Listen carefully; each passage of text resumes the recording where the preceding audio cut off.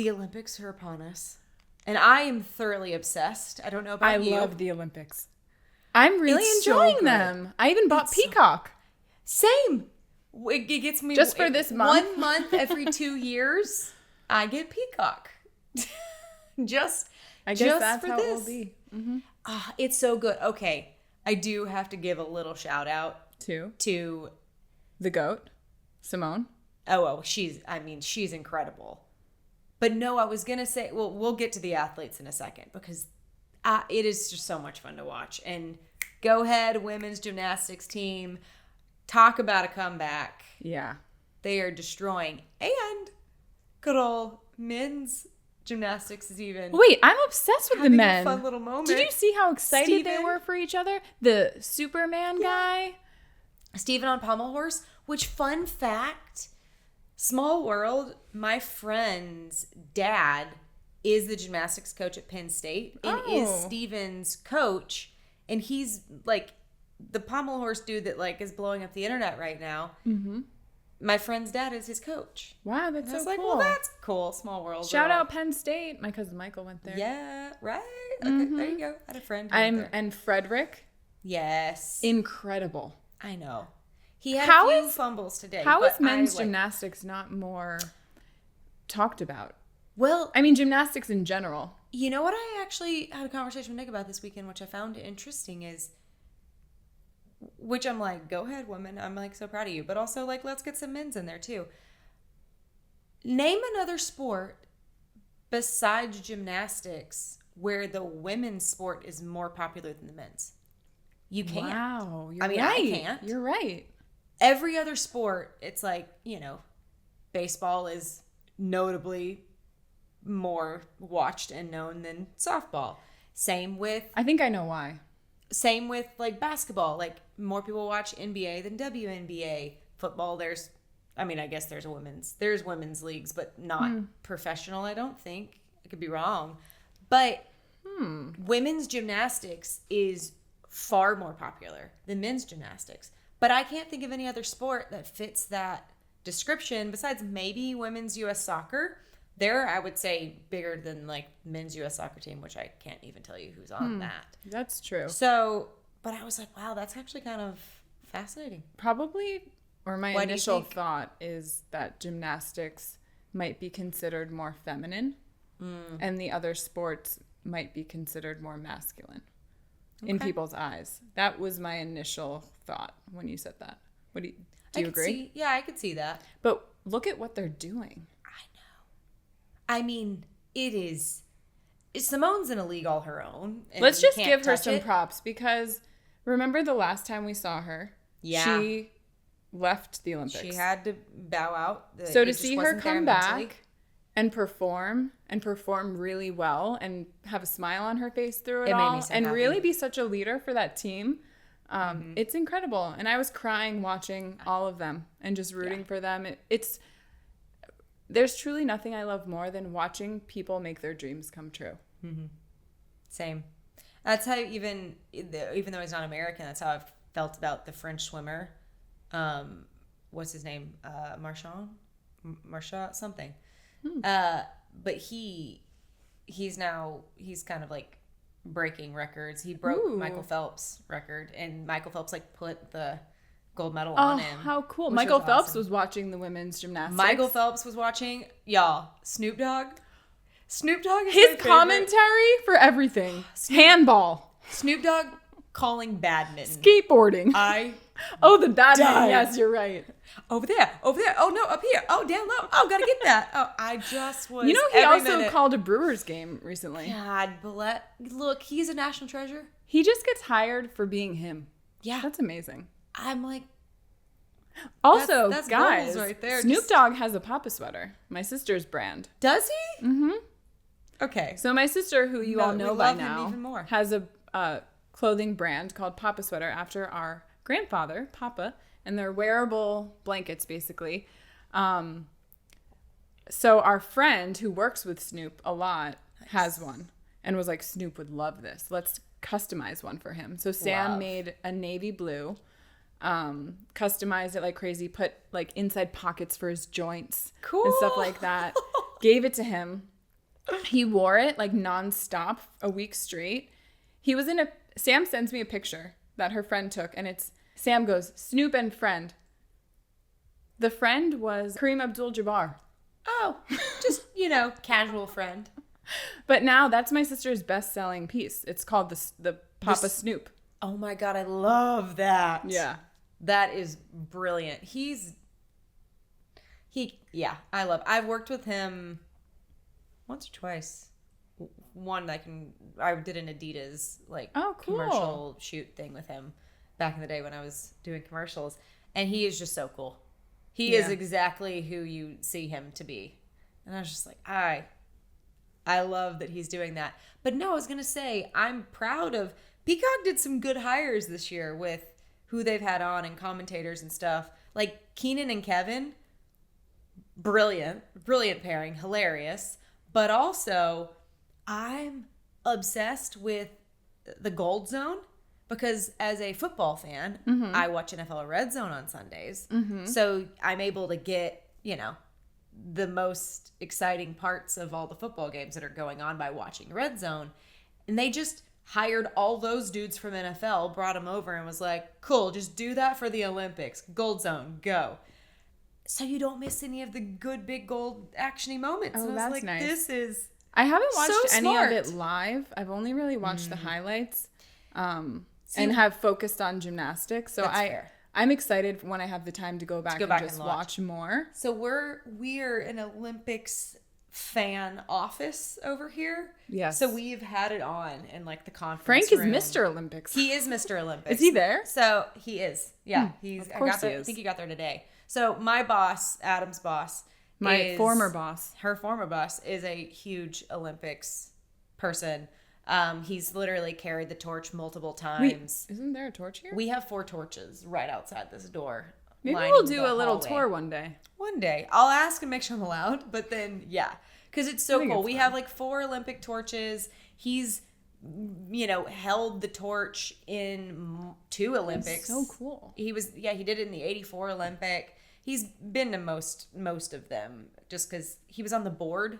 He was on the IOC at one point. So anyway, we're big Olympic people around here. And so we've had it on like all the TVs during the day and like muted nice. During calls and stuff. So it's been fun to get to like see stuff as it's happening. I'm a big fan of gymnastics and swimming, but also I love track, which that's coming second half. Yeah, I'm excited to watch that. Beach volleyball. I'm a big beach volleyball person, so go ahead. I caught a little bit of the women's volleyball. Yeah, the women's Hughes, and I forget her partner's name right now, but Partain Benish and like Evans and Buttinger has been fun to watch. And actually, I've seen those guys like play live in Manhattan Beach. Really? Like Hermosa Beach Open or Manhattan Beach Open. And they all live down in the South Bay. So you'll walk along the strip and I'm like, that's a professional ball player. So it's really cool. That is cool. Adam, have you been enjoying the Olympics? Are you kidding me? He's wearing the sunglasses they're back. again. They're back. We didn't notice until now because we've been so in tune. Okay, I wish we could take his picture right now. Just lounging, legs crossed, arms spread, sunglasses on. If we did, he would never know. He doesn't have social media. We could just do it. Would you like to introduce the podcast? Welcome back to Talk Dodgers to Me. Episode 18? 17? 18. No, 17 was with Nick. Oh my gosh. Episode 18. Look at us go. Woo! We're starting to lose count. That's how many we've done. Actually, I guess 18's not that many, but it feels like a lot. It feels like a lot when we're, you put one out and then there's a lot of work you do in the week up and then you just start it all over again. Yeah. Although in case you were wondering, behind the scenes stuff, we don't edit that much. Yeah, you probably noticed that. We think that we just want you to be in the room with us, basically. So we want you to feel that way. Yeah. Yeah. We often leave in a lot of things that are just like, we probably could have taken that out, but whatever. I always feel like someone will like it. Mm-hmm. And it's for you, that one person. That one person that just really likes our interesting personalities. That's like, thanks, I'm here for it. When I went over to Adam's for editing, he was watching the Olympics and it was canoeing. Slalom? Can you say the word? Canoe slalom. Slalom. Have you ever heard of that word? Yeah, slalom. Yes, because I just like saying it. So I grew up water skiing, and slalom is when you only one ski instead of 2 skis. Oh, really? So, that makes sense. I didn't even know that. Which makes sense because the slalom canoeing is they it's look one like person and they're on like a I thing. think of skiing, like Snow skiing. Snow skiing. Yeah. And the little mounds going in between, because that is sort of how it. It's crazy. It's canoe slalom is sort of a water version of snow skiing. Correct. So there's the connection there. But no, we were talking about this right before the Olympics started, Adam and I, of like, what's the niche sport in the Olympics that you actually enjoy watching? Like, what's the like off the cuff, like random one? Because there's obviously like gymnastics and swimming and track, and those all are I care about. Those are like the most known, the biggest, the ones people probably watch the most. But there's a lot of like random things that are in the Olympics now that aren't what you I'd have to think of see or it consider. to then see what I'd be interested in. I don't know what's out there. I'm a big handball fan. You're a big handball guy. Big handball guy. Okay, well, I actually have some notes that I did not share with you last week. Tell us. Because we them. were talking to Nick. So these True. are just some things I was thinking, and often in my Dodgers notebook, while I'm watching the games, I'll jot things down so that I can tell you. So my thoughts. 1. Number 1. Sometimes I think we forget that Shohei is recovering from Tommy John surgery. Yeah. Players that are recovering are not playing, and this guy is hitting homers left and right. Yeah, he's not just playing. He's like the best person on our team right now. And he's going to be the MVP. So that's just crazy, and, just needed to shout that out. We love you, Shohei. Yeah. Thanks for being here. Next, James Outman is playing like he wants to stay. He doesn't want to get sent back down, and I like that. Look, he's not trying to keep, going halfway across the country every other week. That just sucked. With his Back pregnant for wife. 2 days and then flies back. I mean, as we learned last week, rough. that's pretty brutal. I know. Bueller threw a bullpen, so that means he's getting closer. He did, but I was like reading some news recently, and I think him and Bobby Miller are both like underperforming. Oh, man. Currently, which is not great considering our pitching woes. But we'll get to the pitching woes soon enough. Okay, back Keep to going. them. Biggio, I think he's showing some swag. I think we're getting his personality a little bit. He hit a homer in front of his dad. Okay, now that's cool. Yeah. That's got to be a good feeling. And I'm liking him on the team. He seems to be gelling well with the boys. And he's playing really well. He made an amazing diving catch at first base. Yeah. But that brought me to really miss Freddie, filling in right who now. we're just sending our best to the Freeman family. I've really been thinking about them a lot and hoping that their son is okay. But it's really evident that Freddie's not there, and he saves us all the time with those amazing plays at first base. He does the splits. Yeah. He's very flexible. He's very bendy.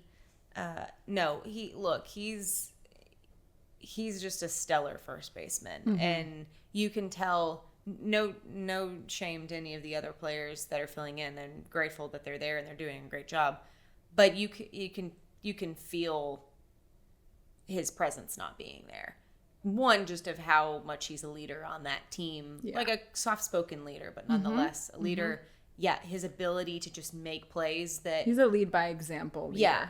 Well, and I think we just get so used to the plays he makes at first, and they become very normal to us, and we don't realize how talented he is at times at that position, and how like integral it is to getting outs and to consistency.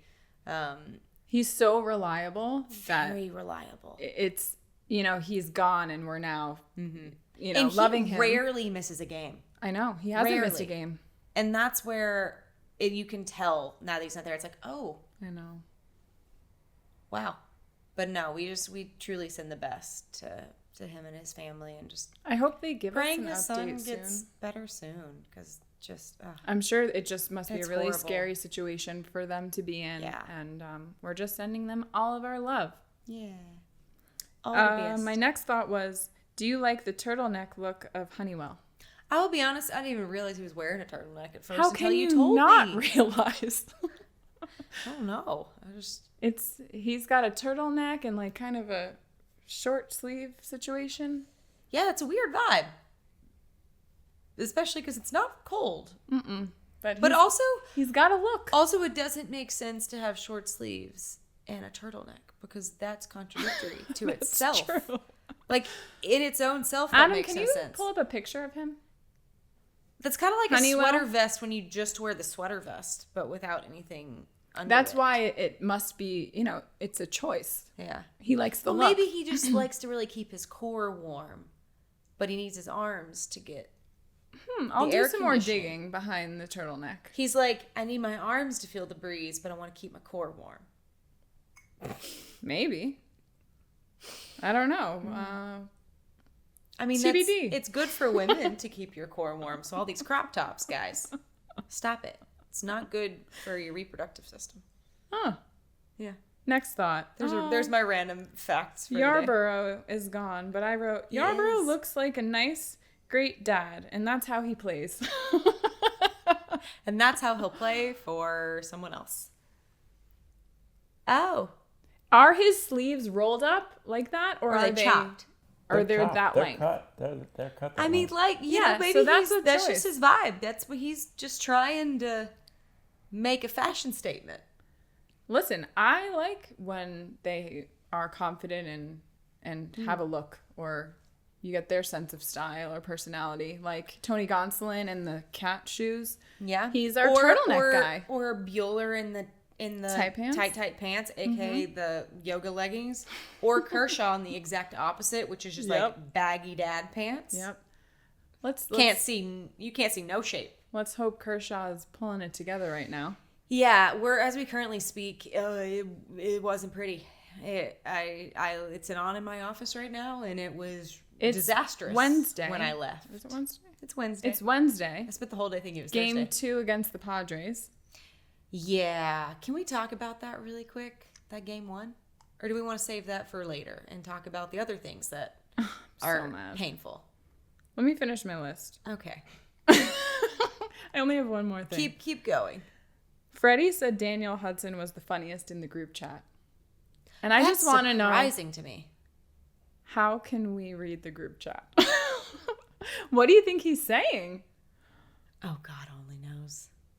But that like surprises me. Me too. Because he doesn't seem like Well, he's the one that went in the Dodgers dugout and He'd be had the to remind them that they're the funniest Dodgers. dude. That's true. Hopefully it's that kind of like pumping up attitude type But of in a talk. funny way? I guess. Like Kike being funny totally makes Everyone sense. said Kike, but Freddie said Yeah. Daniel Hudson. So I was like, I wonder why. You know who's the sassiest and I love it? Who? Joe Kelly. Oh, always. 100? Look, He's throwing 100 after 100. 99 just hitting hundos. He's funny to watch because, and I mean, this is not so funny, but like he'll throw one right down the middle, perfect pitch. And then the next one will be like up into like, the wait, crowd. and you're like, wait, where was that going? Yeah. Yeah. Look, Those were all my thoughts. So those we are can good move on from thoughts. that. I like those thoughts. So here's my thoughts from last night's game. I was watching, and the first inning is beautiful. We literally we score 5 runs in the first inning. We're up 5-0. Glasnow's pitching great.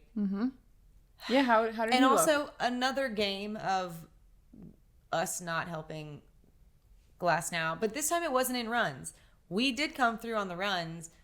Unfortunately, our pitching But we didn't score again after the failed. first inning. We didn't, and we had guys on base, but we couldn't get them home. And I don't know, like it's tough because I want to like critique things, but then I also recognize that I am not a professional athlete, and like who am I to say who should be able to do something or not, because I can't do that. So like Yeah. I don't know. I try to be objective, Like, is there a certain situation you're thinking of? I guess just like looking at last night's game and how like I do feel bad. Our poor relievers, like they have been the hardest working bullpen in all of Major League Baseball because of our starting pitching woes and just all of the injuries that we have. And so I never want to like rag on those guys because they are problem as in years past. I know, and that's the part that is like tough and hard and annoying to just like see the same repetition over and over again, especially with the way that like we started the year. We go out, we spend all this money, literally billions of dollars, millions, billions, whatever. We spend a lot of money. We come into the season with what looks like to be the best top-notch starting pitching rotation that you can get. And then we're halfway through the season and everyone's injured, everyone's hurt, and we're back in the same problems of we need starting pitching. And I know we'll talk about the, trade deadline.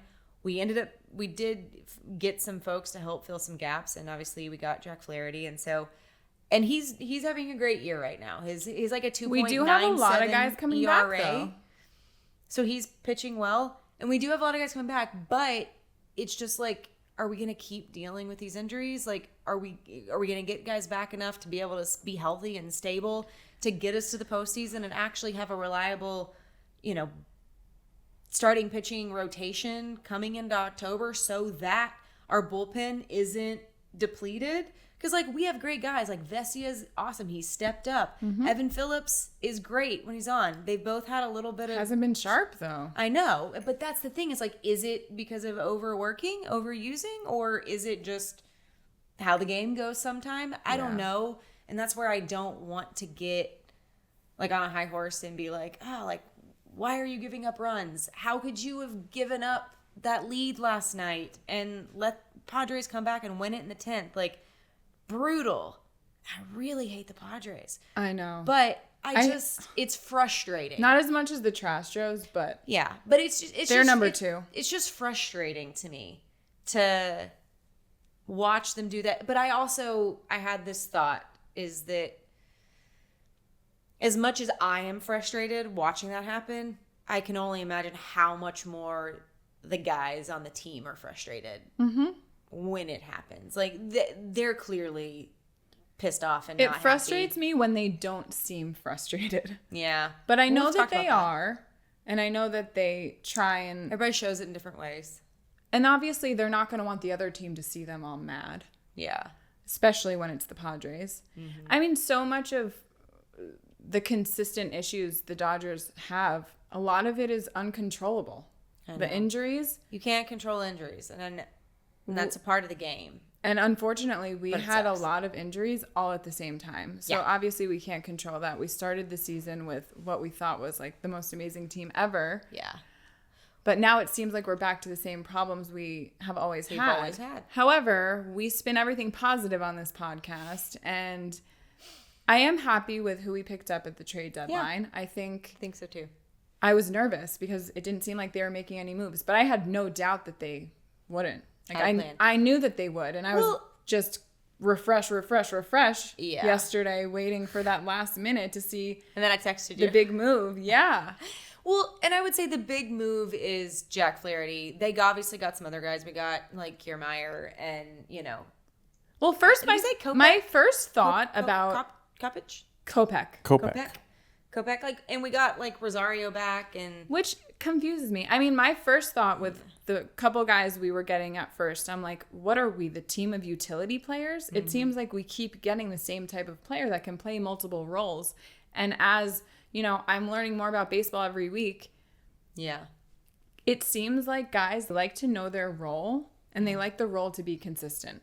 Yeah. And I guess utility player is a role, and if they know that that's their role, maybe that settles well with them.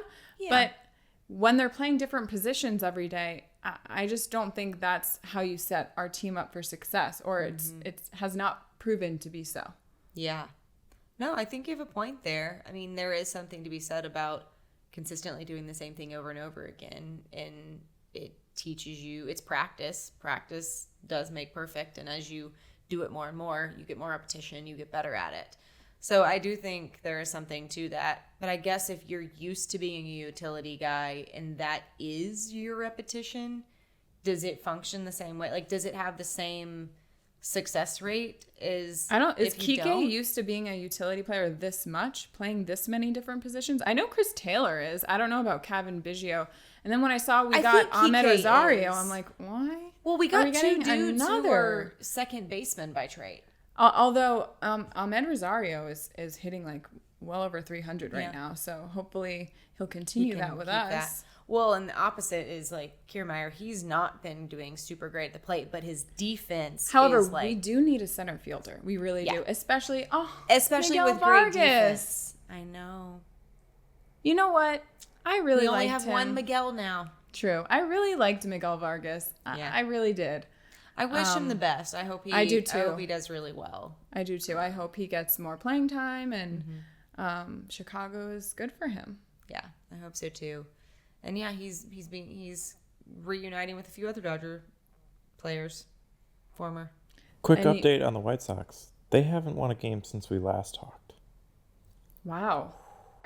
So look, the Rockies are still doing better than the White Sox. Also, the Diamondbacks did pretty well at the trade deadline, and they beat. Who did they just play? And they beat them like 18-3. Like the Phillies Oakland A's game we talked about last week. They had one of those games. Yeah. But let's talk about Garrett Crochet for a sec and how he tried. He really tried and went for it because he knew all eyes were on him and all teams wanted him. And he decided that he wanted to set himself up for next year and say, I will not pitch in the postseason unless you give me an extension. It's a bold move, Cotton. And I think that made every team back off, including the Dodgers. He gets it. What'd you say? Bold move, Cotton. Oh, yeah. Went right over my head. It's a movie reference. What movie? Dodgeball. Yeah. I've seen that like a million times. Yeah. Yeah, so I thought that was a really bold thing for him to do. But, I mean, if you're him and you're on the White Sox, but you're a pitcher that everyone's after. Yeah. And you're they're clearly not playing in the postseason. He also has hit his max of innings pitched for the season. And he knows that he's going to go to a postseason team. Mm-hmm. And he doesn't know how he's going to play. So I know all these teams are after me. Why don't I tell them that I'm not going to pitch in the postseason for you unless you sign me an extension? I get what he was doing. I get it, but he didn't get it. It's kind of like now he's not playing on any of those teams. Like the agent, the White Boris, Sox aren't going. What his plan was for players like Snell, and the guys that weren't signed until into spring training. It's like I don't think it worked. Too hard. He pushed too hard, and so did this guy. And now he's on a team that is not going anywhere fast at the moment. Now he's on a team that hasn't won for a week, like Adam said. Not great, Bob. There's another reference for you. The calculus of Garrett Crochet, though, too, is he's under control next year. The White Sox could easily trade him in the offseason, too. Yeah. Well, he was a trade deadline loser. Mm-hmm. But Jack Flaherty wasn't. No. And he's from LA. Burbank. So he's with the team that he grew up rooting for. Which so now cool. We have Freddie coming back to California. Mm-hmm. Tyler, LA native, and Jack Flaherty. Yep. I love it. Well, Imagine playing for your hometown team. I mean, that's got to be like your childhood dream. That's got to be the coolest thing. He posted a picture wearing a Dodgers uniform when he was little. It was his mom posted him in like a little. He said it didn't seem real until he talked to his mom, and his mom reminded him how special this is. Oh, how cool! See, I like it when we get guys like that. That that are not only really talented and playing great, but that have a connection and love the place that they're coming. Because there are some guys that get traded and they're like I'm sure they're grateful to still be playing ball and go to a team, but to see a player that's really excited to go where they're going and you can see it, it's palpable, I think. I know. I was going to ask you today, I mean, with all the trades that are happening, and it is nuts. Like, watching to see what all the teams are doing and what player is going where. What team would you not want to go to? And what team would you be really excited about? Like, I can't imagine a player not being excited about coming to the Dodgers. Yeah, well, I think players would like to go to the Braves or the Braves, the Yankees. Yeah. You know. I'm trying to think of. I mean, Do you think Chicago's a cool city, and there's so much history with that team that I think that's a cool place to. What about Justin Turner going to Seattle? Going to Seattle, it looks weird. I know. Him and like I don't have any like feelings here or there about, you know, him in Seattle particularly, but him in that uniform, I was like, that doesn't feel right. Like I feel like they just got used to being in Canada. I know. I just got used to him. I'm like in thinking Toronto of their Blue family Jays outfit, and now I have to switch it all over again. And I'm like, wait, but we get to see him at Dodger Stadium, and I am psyched. We're gonna have to go to that game. We're going. We're gonna have to go and see him because, we're finally gonna get him back here in Dodger Stadium and be allowed to give him a warm welcome. That I can't wait. He's gonna get the best welcome back ever. Yeah, he will, and I love that because, he'll forever. To me, he'll just forever be a Dodger. I just don't even like to see him getting tossed around to different teams. I know. It's like I want consistency for him too. Yes. Yeah. And Courtney. Yeah. And baby Bo. Yeah. Is that their kid's name? Mm-hmm. Cute. Really cute. Well, Bo Turner. Sounds like a very Southern name. I don't think either of them are Southern, but no. You know. So we got Jack. We got Michael Kopech. We got Ahmed Rosario again. Yeah. Kevin Kiermaier, and Tommy Edman.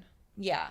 And beyond Jack, it doesn't feel like a very flashy group of dudes. I was just like waiting for them to get a starting pitcher. I'm like, come on. And so we got one. I'm like, phew. That is our biggest need, which, like I said, is sad considering how we started. You know, the Padres got a bunch of relievers.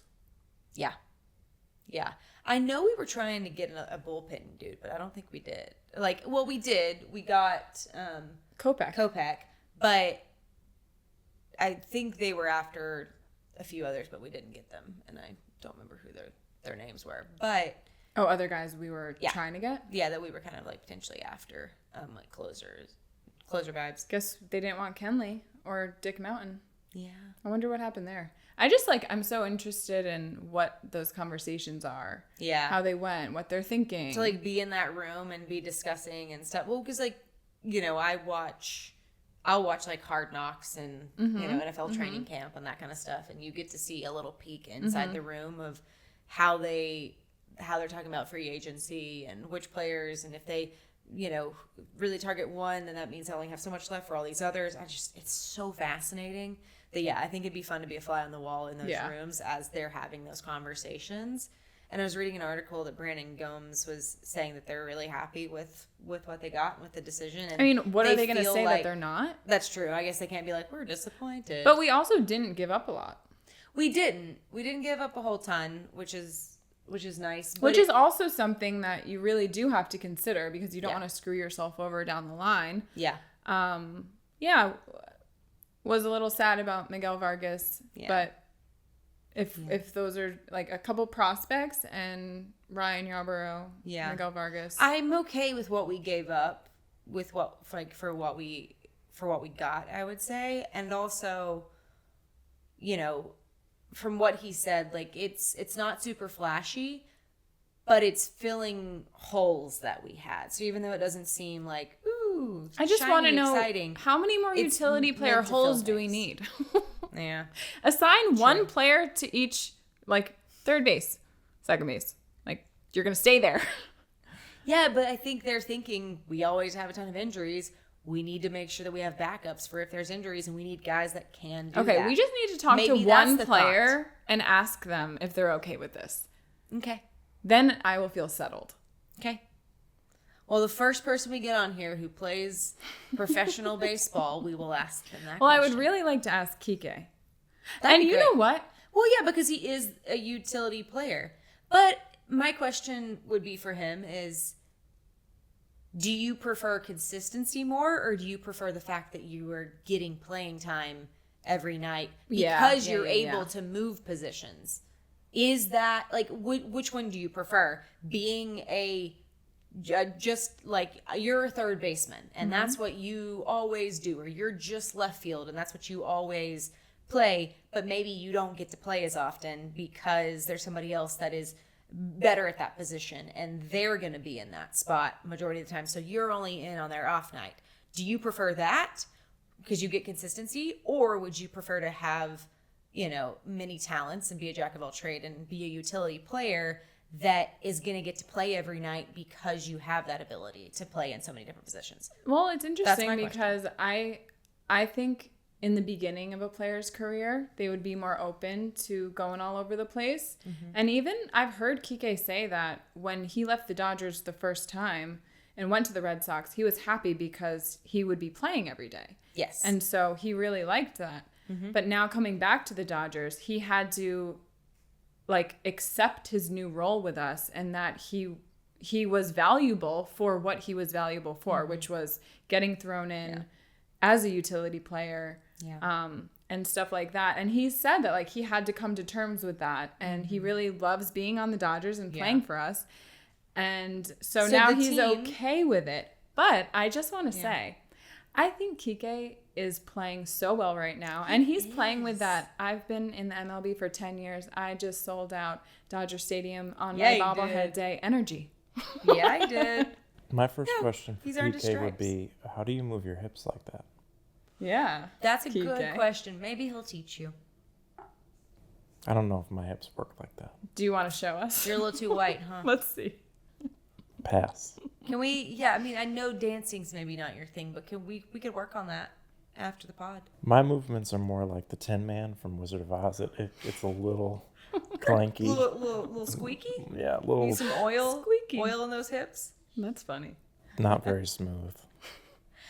I'm not surprised to hear that you're not the most moving, grooving man. I don't know. My side of the office. I think they know that. That's actually, I take that back. What? It's not Kike moves, but I have seen him dancing. I tried to get it on camera one day and he immediately stopped. I was What? Rude. Try again. But he was really feeling the vibes. He would do the pit bull also, which was great. Have you heard him sing? Yes. He has a really good voice. With this guy. He's legit. We've done a duet together in karaoke. Oh, nice. We should do that again. We should get on camera. We might have it. I don't know. Yeah, I've seen the man karaoke. We went for because our birthdays are a day apart, and so we went for our birthdays one year as an office outing. Oh, that's nice. And I bet Adam chose that. It was brilliant just to see him come alive. It's a whole new man. I know, seriously. But yeah, so all right. we'll ask enough of Adam about the hips for you. Adam, how do you feel about the moves the Cubs did? Oh, the Cubs stink. I'm more Tell us curious. how you really feel. I'm more curious. The Dodgers are now only 5.5 games ahead of the Diamondbacks and the Padres for their division. Mm-hmm. Well, they'll be. You're gonna really make me mad. They'll be 4.5 after tonight. But he's not wrong. Is there concern? Is there? I mean, you're gonna make a wild card spot most likely anyway. There's always concern, Adam. So I'm just curious. I'm having concern now when I saw what the Padres did and how they're inching up to us, and the fact that we have to play them. Yeah. Is winning the division important to you guys as fans and as you know? Yeah, I would like to. Mm-hmm. I mean, I would always like to, but here's my thought on that. I would rather lose these regular season games to them, as infuriating as it is and as much as I want to always beat them. I'd rather lose all these games to them and then, destroy them in the postseason. I just want to see us execute in the postseason. So I don't care how we get there, as long as we get to the postseason and then can execute. I'm okay with us not being the number one seed or like being the best going into it. I would rather us get there and then turn it on rather than us win 100 games and then fall apart. Because that's more of our MO is we win the division a lot. Yeah, but the more we beat them in the regular season, the less chance they have to get a wild card spot. True. You know, like if they beat us all these games. I'm saying if I have to pick one or the other. Like if I don't get a choice. I just want to win always. Well, yeah, I would rather us destroy them in regular season and then they're not even there in the postseason and then we win and we win it all. But that's not happening. And so pragmatic me and my brain over here is saying if I have to pick, I would rather them, kind of like how your friend, I think Zach mentioned this, like I would rather them struggle, well, not just struggle, but like win enough, get into there, whether it's by winning the division or through the wild card. I really don't give two craps as long as they get there and then can actually execute and turn it on and be when they get there to do it, they need to not be on such a crazy winning streak that they are playing with complacency. Yeah. You know, we have to have that fire in us. So the more competition we have right now and for this next month, the better. You think they don't have it? We're a shit show right now. I remember looking at the lineup for one of the Trash Joe's games, and I was like, "Oh, great! This is nuts!" Like Gavin Lux was hitting second. Yeah, but he was hitting third last night. All those guys. He got an RBI last night, so I was proud of him. At least one of those games. What was it? That game that I looked at the lineup and I was like, I've never seen anything like this. I don't know half these We'll players. talk about it. I kind of just ignored the entire Astros series. I know that you watched it and need some therapy from Adam, but it's just frustrating to watch. But once again, I try to do as much as I can to be a level-headed fan and recognize that like I'm not there, I'm not on the team, I'm not in these guys' heads. But I do just want to be like, what happens in the postseason? Like, why do we fall apart when that comes around? Like, why do we play so great in the regular season for the most part and then fall apart?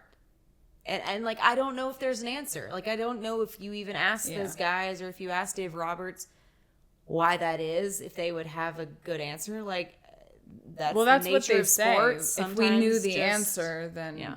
Well, they would change it. Yeah. Because, like, I get it. Sports are unpredictable. That's why we partly love watching them. Yes. Quick update. Michael Kopech, 1 inning, 3 strikeouts tonight. So nice. He had a good debut for the Dodgers. Did he relieve Kirsch?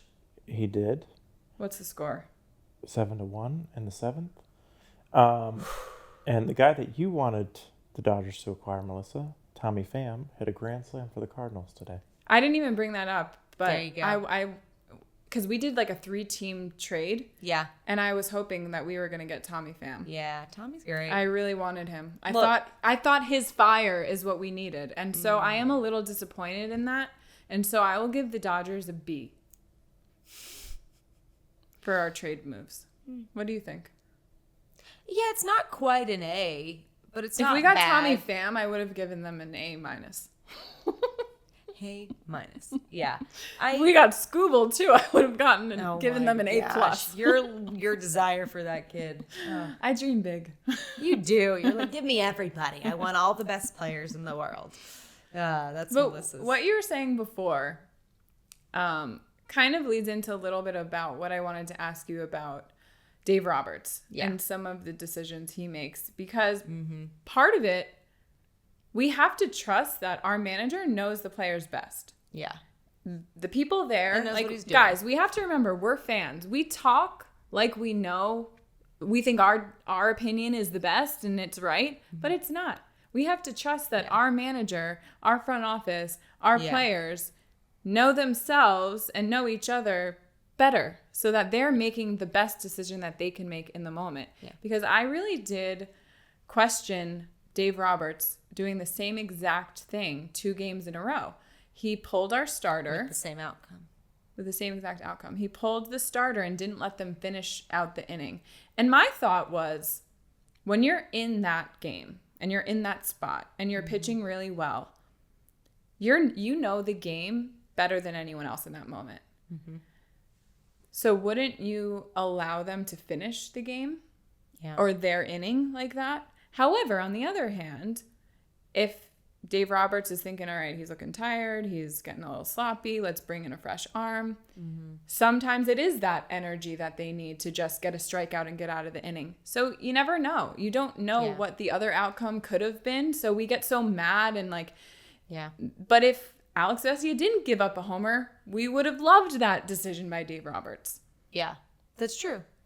I mean, it leads to the same question. I know that was a topic of conversation in the 2020 World Series when we won, when the Rays pulled. Yeah, we were on starter. The winning side of that decision. Yeah, like that decision was great for us. We loved it. We're so happy. But that manager will go down in history for that being questioned by everybody. Having pulled him and saying, "Why did you pull him?" And that will follow Blake Snell around. Yeah, but it was the idea of, well, it's third time through the rotation, and that's when guys usually are able to hit off you, and we didn't want that to happen. So they made that decision, which has been a great decision at times, but also can turn around and bite you in the ass at other times. But I think that did. Exactly. And I think that's where I wish that they would rely more on having a feel for the game and what's right in the moment rather than what it says on a piece of paper. Do you feel that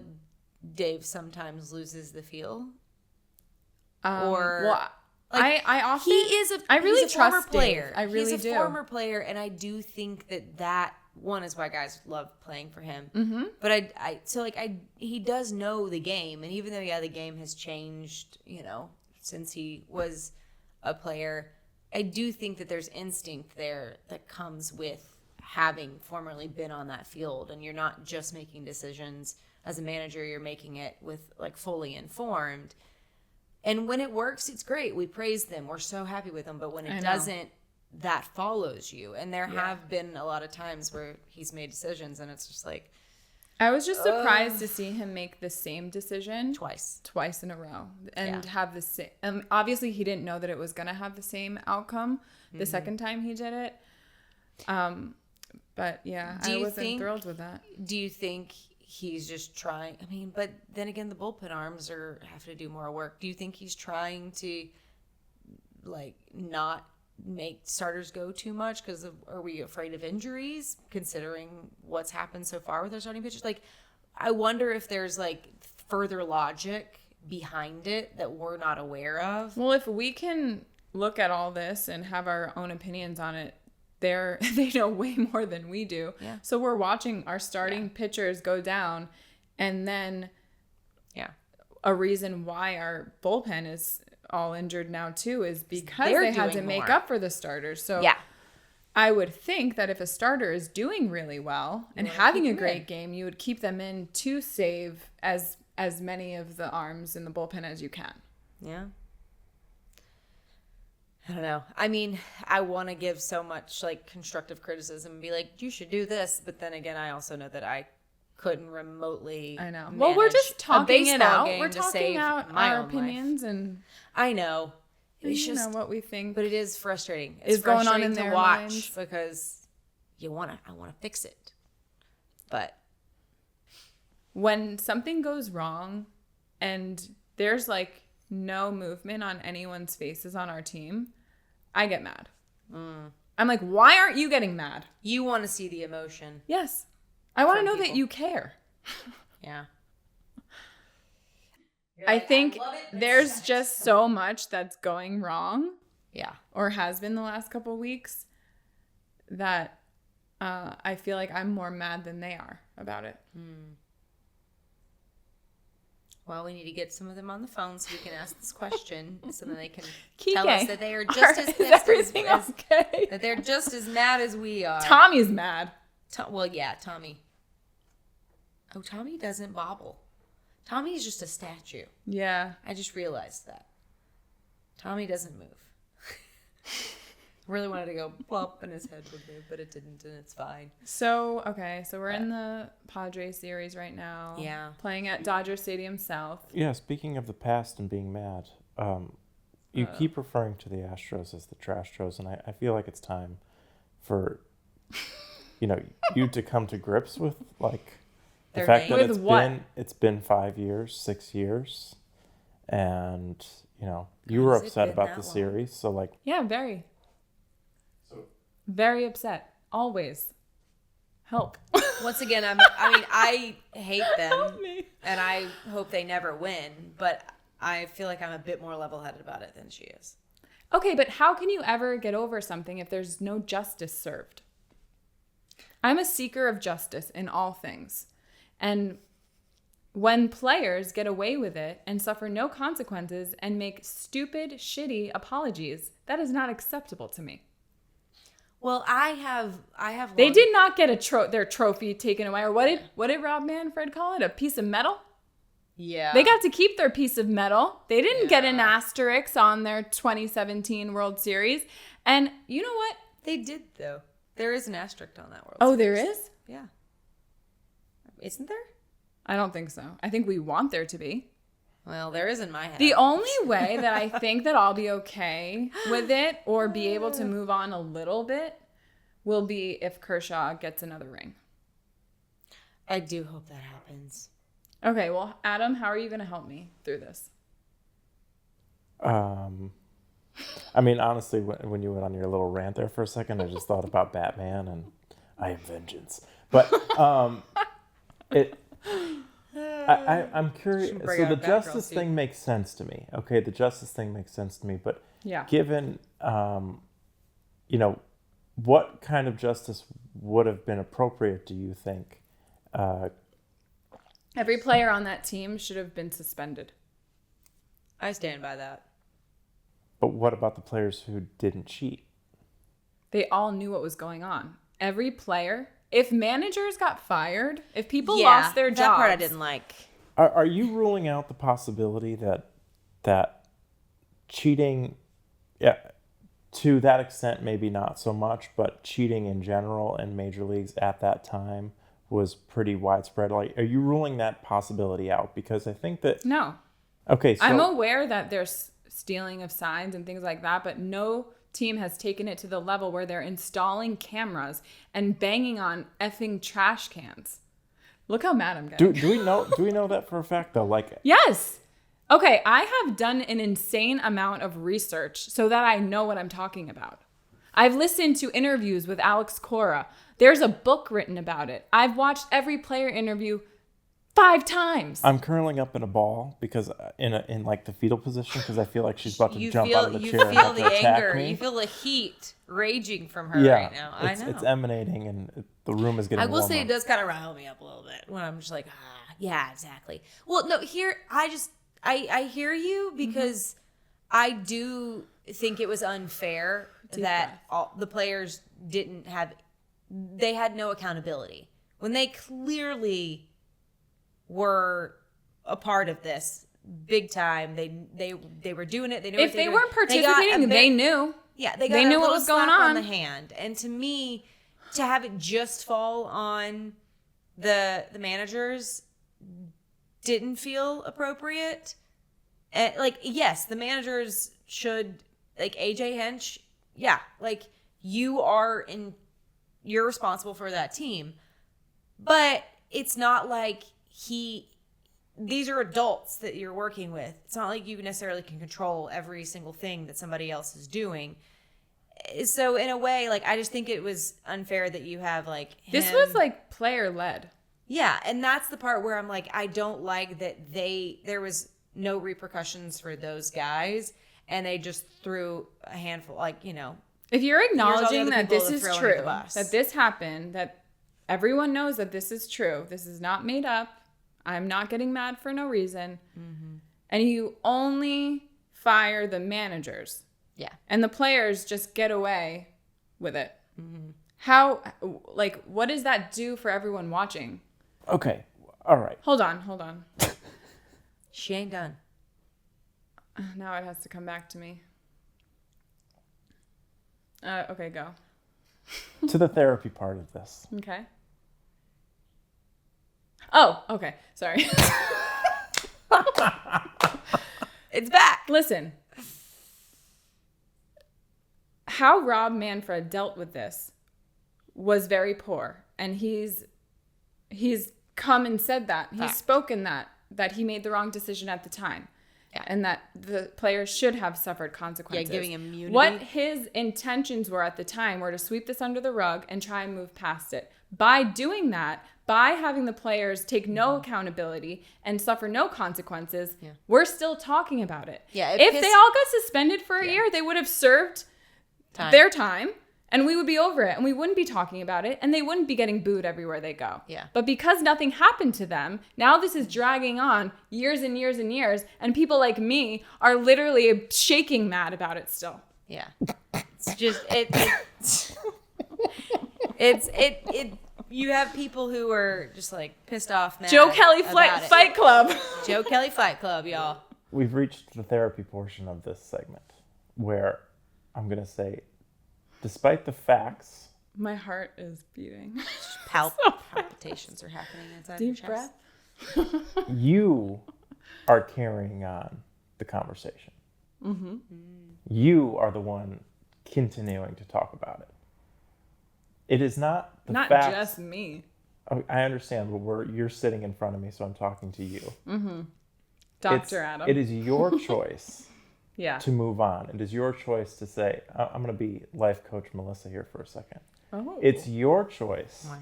to say, here's what I can control, here's what I can't control. The facts are the facts of the case. All you can control is your response to the facts. Mm-hmm. You continue to get angry about this thing that happened now 6-7 years ago. Let it go. Because you can't change the facts. You can't change. Well, the whole point of this, even all of your conversation, all of your anger, has that changed anything? Is that going to change anything to do with this situation? Is Rob Manfred going to hear this and go, Melissa's really mad about this. I'm gonna go ahead and suspend Jose Altuve and Alex Bregman today. Definitely not. well, I think the more that people talk about it, the more that he's aware of how terrible and shitty his leadership and decision making was at that time. But at some point, there's at some point, he's heard it all before. And he can't do anything about it at this point. At this point, he's, I guess. It's just a matter of, will he do better in the next instance? And we can only wait until the next instance. And hopefully for him in to the prove next that he instance, learned, we aren't a part of it. that he learned his lesson. Mm-hmm. Now, you can make the argument, hey, I got to keep talking about this so that it keeps, he's constantly reminded that he messed up in the situation, Yes. so that he learns from it the next time. Mm-hmm. But I'm pretty sure he's heard it all. He's heard it all for 7 years that he messed up. And at this point, Well, I didn't have a podcast for all those years. I think it's detrimental to I was like, who is it harming more in this instance? I think it's detrimental to Astros your or you? health that you continue to get mad about it. Yeah. I do agree with that, because I would say it's affecting you more. The Astros aren't hearing this. Rob's not When hearing, you watch the Astro-Dodger games, Mm-hmm. is it an enjoyable experience, or are you... If we're winning, it is. If I'm hearing our team boo them, it's enjoyable. When I'm in the crowd booing them, it's enjoyable. Listen, part of why people talk about things, and if you continue to talk about something, it clearly is still on your mind. And just in life, if you're finding yourself continuing to have the same conversation, you got to reflect on why it's bothering you so much that you want to continue talking about it. Mm-hmm. I'm very aware that this is bothering me more than it should, obviously. Part of wanting to continue to talk about it is finding a way to stop talking about it. But going back to my point of being someone that really needs justice to be served to move on from something, that's where I stand. That's where I'm stuck, in that place of how do I move forward when justice will never be served? But you are not the arbiter of justice in this situation. And so you continuing to seek justice in this situation is going to be a futile effort. I am open to suggestion. I mean, I have a long game plan, but it can't happen until everyone's retired. That was part of it. this sounds sinister. No. We're not. No. Like, there's something that I would love to create and make one day. Well, we did talk about how no one's going to be able to talk until they're not playing anymore. Exactly. I think that maybe that's when I'll get a little bit of the justice I'm searching for, because when the players that were on that team are not playing anymore, maybe they will be more open to talking about it, because it's going to follow them around the rest of their lives. Do you think that you will hate the Astros less when nobody that was a part of that team is no longer on that team? Yeah, of course. Because I don't think it's right to boot players on a team that had nothing to do with it. They just happened to be there now. Like, then that's maybe why when none of the players are on anymore, I won't care. Yeah. Maybe that's why I have less care I think the name will always trigger something in me. Yeah. But it will slowly fade away when Altuve, Bregman. Altuve and Bregman are the ones I really can't stand the most. Actually, Bregman is the one I just truly cannot stand the most. And I don't I'll never like Correa or any or Springer. I don't hate Springer. Dudes. I don't hate Altuve, which I know is weird to say, because I always. Well, here's what I hate is He's so tiny. Here's what I don't like is I don't know these people, so I try to, once again, how you're always optimistic, I try to give people the benefit of the doubt. That's kind of Can you believe my positivity? Yeah, it's not here right now. It's disappeared at the current moment. But I think that I always try to give people the benefit of the doubt, especially if I don't know them. I don't know these people in real life. The reason I can never get over the Bregman stuff is I've heard him with his own voice say not nice things about us, about the Dodgers, and that just pisses me off. You don't like him the most, right? I'm not going to use the word hate because I don't hate anybody. Yeah, I don't like him the most. I just like Correa the most. He's my least favorite person is Bregman because of comments he made about the Dodgers. He has very cold eyes. Bregman? Mm-hmm. He also just has a very snarky, I'm the greatest thing since sliced bread, and I want to be like, no, you aren't. Strangle you. That's how I feel about Bregman. Correa's comments about Belly. Yeah. And how obnoxious he was about the whole situation. Yeah. It's honestly, and that is a huge contributor to why I care so much. How they handled it couldn't have been worse. Showing no remorse. And actually, Altuve is the one that I dislike the least because he did seem to show remorse. He did. And that's why I think I give him a little bit more of the benefit of the doubt. Is he comes off like he is a good dude. He comes off like he isn't pleased with how things went down. Yeah. And so I feel like I want to give him a bit more of leniency than I do the dudes who acted like chauvinistic know-it-alls, I'm the greatest thing since sliced bread, and screw you guys, you lost. I guess in the moment, about it. It's really hard to take that accountability when everyone is coming at you. So I'm gonna put myself in their shoes for a moment. Gotta be that too. They're all late 20s? In the moment, they're getting you can go one of two ways. You can be accountable from the beginning, but you all have to be on the same page, or you're going to be very defensive. And so their worst came out because they were defensive about it, and they really didn't show any remorse. Yeah. I will say that despite that whole Jersey thing with Altuve and how... That was sketch. Very, very sketch. A lot of the players on that team, although they all knew what was going on, they said that he was not participating. Yeah. Yeah. Knowing is still participating because you're not saying anything about it or making any changes. That's the leader on the team. If you think what is happening is wrong, say something. Yeah. Change the situation. Even the manager said it was his first year with them. Yeah. And he didn't want to say anything because he wanted to fit in as the manager. Yeah. Where is your leadership? Yeah. And also, they were really good. They didn't need to cheat. That's the thing that I think is annoying. Another thing that's annoying about it is it's not like they were a bad team. So yeah, it does. But also it's not like the White Sox being like, we got to cheat so honestly, we can win some games, yo. If they did, I would not be as mad. I will say this, like, to Adam's point, which is something I find very fascinating, is cheating is synonymous with the game of baseball. It's been a part of the game of baseball since its origins. And it's not like, yes, people take it too far. At some level, though, what is cheating versus what is like just trying to figure out how to get ahead? Like, there is a fine line between what's appropriate and what's not. Cheating has always been a part of baseball in one way or another. You're always trying to figure out like an advantage. How do I get ahead? How do I do something that makes us better or whatever? And so if you're on second, and back when, you know, we used to do signs before, you know, the headset stuff that we have now, if you were able to be on second and you were able to decipher and figure out, like, that's just, you're smart and you're being brilliant and you're able to help your team, but you're not using anything beyond your own human abilities to get that advantage.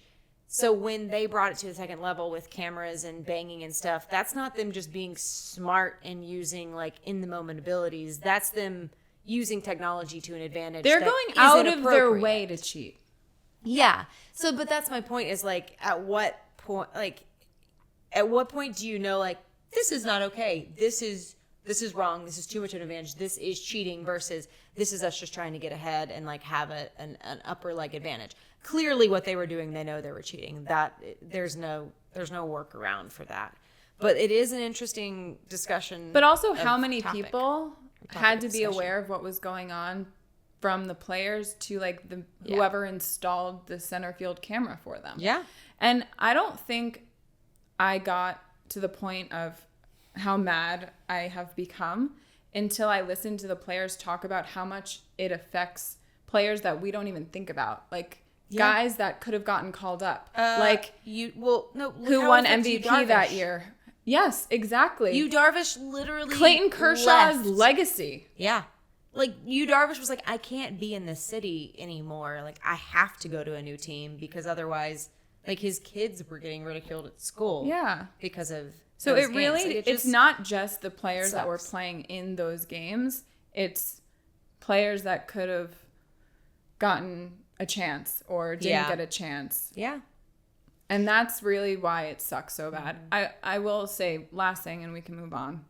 We're going to move on. Reading we're Joe gonna Kelly's talk about book other fun things. Did help me Okay. a lot. Gave you. And I'm so grateful that he took action. Yeah. And even though he wasn't even on that team. Look, I love his passion. He's another national Thank God treasure. for him. That's why he's the fan favorite. Look, Joe Kelly and Snoop Dogg. Maybe I should read the book again. National treasures. Maybe you should. Maybe I should just read that first chapter again. Maybe get a little steam Because it out. really did help. There you go. Okay, well, I have a question, and I don't think any of us will maybe have. But did we maybe come to Adam. any solution? No. Therapist Adam, what's your helpful tip You for me? need to move on. The wheels of justice turn slowly, but grind exceedingly fine. Let things happen as they will. The solution we've learned is that What a you're quote. not the arbitrator of justice. You're not the one to enact justice. But I in want this to be. scenario. So therefore, you, for your own health and longevity and reducing stress in your life, have to find a way to move on. And maybe it's just don't watch the series with the Astros is maybe what you have to do in the future.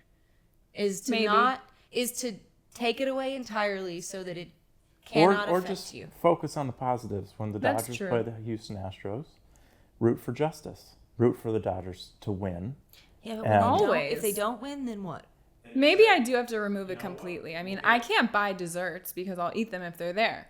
That's why I have to go out and get them when I want them. There you go. So the solution is just turn it off. Turn it off when they're. It's just 3 or 4 games every year. It's fine. Not every year. Well, yes, maybe. And schedule a meeting with Rob Manfred. Okay, well that can be your secondary. Not just solution. about the Astros. You know what? I will try and call them by their name. That will be one thing I'm doing That's a step forward to move forward. Okay, I look, will try that's my growth. best. That is a lot of growth by you. I'm proud. I'm committed to growth always. You can do this. There's very little that I am mad about in life, truly. But this is definitely the most what passionate I I've am ever most seen you. mad about are situations that I don't think there has been justice. Yeah. What I have learned being an Enneagram 2, which is the helper, you can't fix everything, even if you want to. And your desire is for people to be healthier, for saying yes and to helping and to doing what you can and to stepping in and fixing problems. I literally get paid to solve problems every day. But when you have health and growth within, it's a good desire, but to also recognize and remember that it's not your place to fix everything, to help everyone, and to be a healthy person yourself. You have to know when it's appropriate to say no and to say yes, and to know what your place is and know what it's not. And that doesn't mean that you don't step in when you can, when it is needed or when it's being asked of, in a healthy boundary for your own self. But we can't fix everything. And therefore, this is not your problem to fix. It's not your problem to solve. And therefore, let it go. Let it be. It will be fixed as it's needed to. I mean, there's no chance I can just let it go, guys. But I'll try not to have it weigh on me. Listen, it came up because we just played them. True. She doesn't talk about it every week, so therefore, it's okay. We're better. But before this episode ends, because we are coming to conclusion, we can't really talk deeply about it, but going back to the game we went to against the Giants and watching Tyler Rogers pitch so funky, which he always has. Oh, yeah, that crazy sidearm. Submarine pitching, I think is what they call it. And I want to know how pitchers who don't pitch in a normal manner, or what looks like a normal manner, or even people like Kimbrel, have weird positions that they start with How did they come up with that? Where does that begin? How did that start? I want to be like, Tyler, when you first started throwing a baseball and learned that you were good at this and that you were going to be a pitcher, how did you first start pitching in that funky way? Because when you go out into the yard with your dad or your brother or your sister or a friend or whoever, and you just start tossing a ball around and catching it, you're not being you're not doing or this are weird you? thing. Or are you? And is that's How does the brother throw? You normal? I think he throws normally, right? Yeah, his brother throws normally. So how did he? Did he always throw like that? So, my question is, did he just run like Phoebe runs in Friends, and that's just his natural throwing motion? That's her natural run? He was just trying, and he's like, maybe I'll throw crazy today and see how it goes. And then he tried, and it worked, and now he's stuck to it. I want to know. I don't have an answer for this. I sometimes think it happens like that, is where they're like, how can I get an edge? Let's be weird. Because you know how they get their superstitions. It's I read something about Derek Jeter.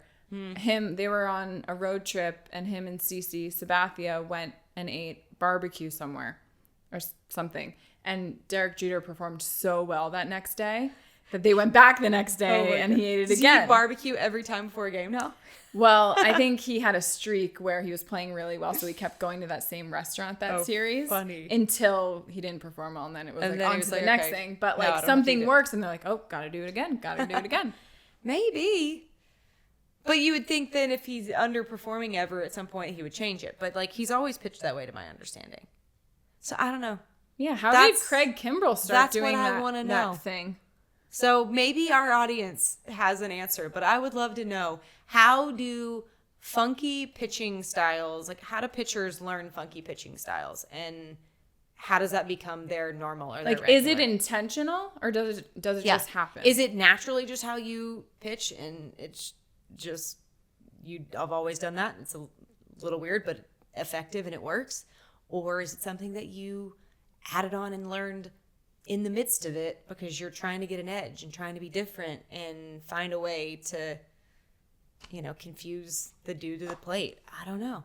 Because it's got to be weird to usually see someone throwing in a normal manner and then to have that person come up and be like, that's gonna be trippy to be a batter and be like, whoa, bro. Totally. So I don't know. I'm very curious about Friends, let us know. Dodger fans, other fans of teams, I'm open to comment. I'm curious. Tell me more. Yeah. That's all I got. That's all I got this week. It was a very, This is a very heated week for I know. I need to go you. home and just chill and meditate or something. Yeah, I think I have more frustration with the Padres right now than they do the Astros. Mainly because I just didn't watch the series, and I watched last night's, and it fumed me a little. The Bregman homer just took it over the edge for me. Oh, don't tell me that. I didn't need to know that he hit a homer. I got up, turned off the TV. Done. Look, hate him. Look, he makes my blood boil. I don't know what it is. I do know what it is. Manny Machado's his up comments there in his mouth with making me angry. Yeah, he hit 2 It's homers just last his night, attitude, but he's really good. He's good. Look, I can respect the fact that like Machado's good. I don't like him, and I hate when he does well against us, but I can't deny his talent. Bregman, ew. Profar definitely wants to play well against us. Yeah, and he does, unfortunately, for us. I know. Well, we have today to go. Hopefully next week we come back and the Dodgers are playing better and getting back on track of winning away games. Mookie's coming back. We haven't been winning a lot of away games lately. But our guys, we just got all these new guys, which I'm very excited about. Jack all Flaherty's of our guys are coming back. Get on the mound. Mookie, Muncy apparently had like a breakthrough in his rehab. Mookie's throwing and is batting. Yamamoto's on his way back. You gave me a little bit of a iffy, not sure about Bueller and Bobby Miller. Hopefully Bueller is going to get over whatever woes and he'll be back. So I'd love for that. But Bobby, I don't know how. I don't think Bobby's underperformed for what the expectations were for him this year. Listen, River Ryan was really good. Yeah. Hope he stays around. They did send back Robleski. Robleski, how do you say his name? Robleski. Yeah, he went back down. He performed really well. Yeah. So. But I know they can only have 40, so we'll see that's what all they do. for today. Hope you all enjoyed the therapy session with me and can also get over the Astros. Wow, that was so hard for her. She may have just come up with a different name for them, too. I think she just threw up in her mouth a little bit. She really emphasized the ass. Yeah. Pro. It's the Astros. I was thinking. It's a little bit of progress. Well, I was thinking since I'm going to try to say their real name, I could also just find ways to avoid saying their name at all. There it is. One step at a time. And who do you miss? You know, Kike started with them. Actually. I miss Matt Kemp, but did you see that? And hopefully this is true. Yes. I saw that he wants to retire as a Dodger, so they're going to sign him. I'm very confused on why. Didn't he retire years ago? Yes, but he wants to retire a Dodger. I think they're going to sign him for a day or something, so then he can officially retire as a Dodger. I don't know if he's retired. Why, you can come back. Why? Yeah, it just feels out of the blue, and this should have been done years ago. But yeah. I'm fine. I like Matt Kemp. But I loved Matt Kemp. Honestly, he was with us for so long. It was so much fun to watch him. I really liked him. He was a Dodger staple when I became a fan. And he's always around still. Mm-hmm. Him and Andre Ethier. I love having both of them around. Yes, me too. And they both started the same year in 06. I think they're good friends. Yeah. There's that day coming up soon. The alumni. Yeah, alumni day. Alumni weekend or something. I'm sure they'll both be there. I miss... Who do you miss? I don't know. I'm a little mad right now.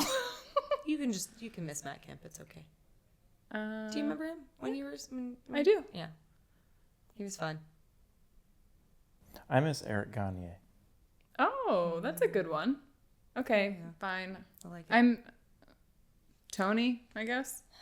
That's okay. We can miss him. He's not with us anymore, so yeah, not with any of us.